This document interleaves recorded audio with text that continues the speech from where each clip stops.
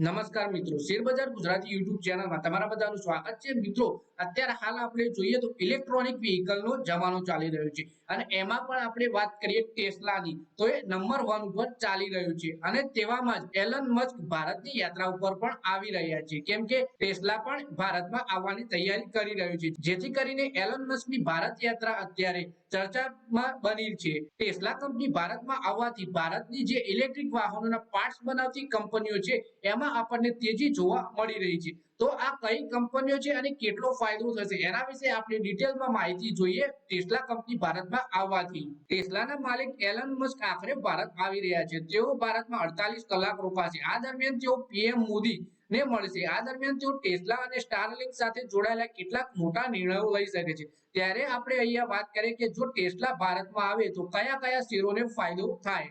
જ્યારથી એવા સમાચાર આવ્યા છે કે ટેસ્લાના ઇન્વેસ્ટમેન્ટ માટે એલન મસ્ક ભારતમાં આવી રહ્યા છે, ત્યારથી ઓટો એન્સિલરી સ્ટોક્સ તેજીમાં છે. સાંધર ટેક અને સોલા બીએલડબ્લ્યુ પ્રેસિશનના શેર 7% વધી ચૂક્યા છે અને 12 એપ્રિલના રોજ કારોબારના અંતે સોના બીએલડબ્લ્યુ પ્રેસિશનના શેર 686 રૂપિયા તેમજ સાંધર ટેકના શેર 2.87% વધીને 513 રૂપિયા 50 પૈસાના ભાવ પર બંધ થયા હતા.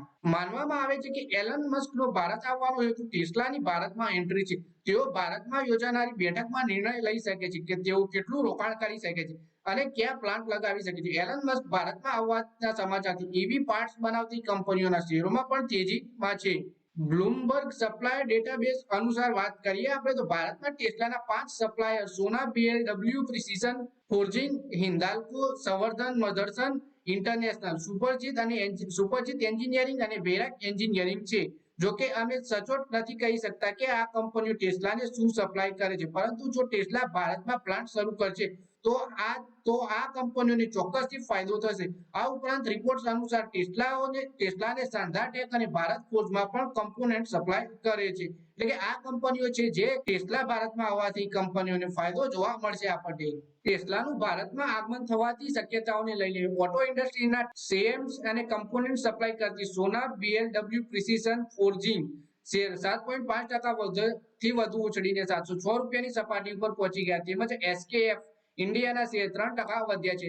જણાવી દઈએ કે SKF India bearings, seals, lubricants, condition monitoring અને મેન્ટેનન્સ સર્વિસ દ્વારા ઓટોમોટિવ ઇન્ડસ્ટ્રીયલ એન્જિનિયર્ડ સોલ્યુશન પ્રદાન કરે છે. ટેસ્લાએ જ્યારે 2008માં તેની પ્રથમ સ્પોર્ટ કાર લોન્ચ કરી ત્યારે તેની પેરેન્ટ કંપની ટેસ્લા સાથે કામ કર્યું હતું.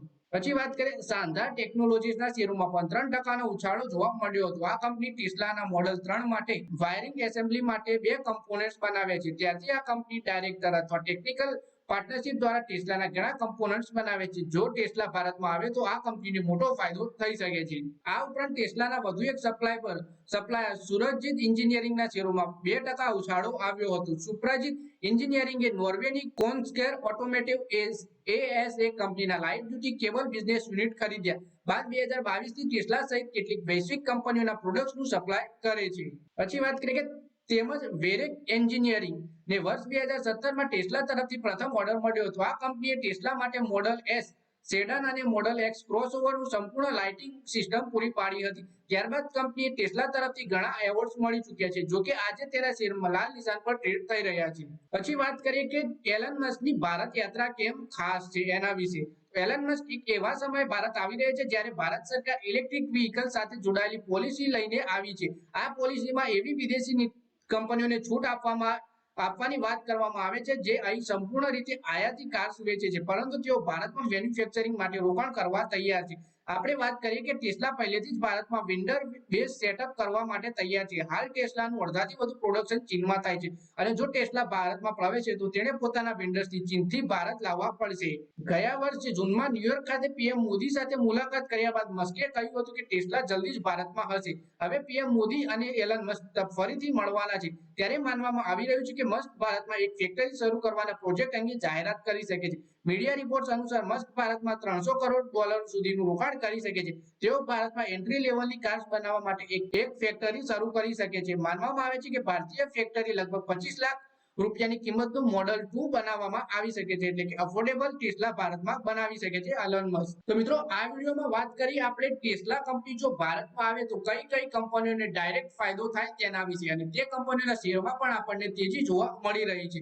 તો મિત્રો આ વિડીયોમાં બસ આટલું જ. હવે મળીએ આવનારા વિડીયોમાં. ત્યાં સુધી વિડીયોમાં લાઈક કરો, કોમેન્ટ કરો અને વિડીયો પોતાના મિત્રો સાથે ફેસબુક, ઇન્સ્ટાગ્રામ, વોટ્સએપ બધી જગ્યાએ શેર કરો. શેર બજારની આવી જ માહિતી ગુજરાતીમાં જોવા માટે તમે ચેનલને સબસ્ક્રાઇબ કરી ઘંટડી પણ દબાવી દેજો.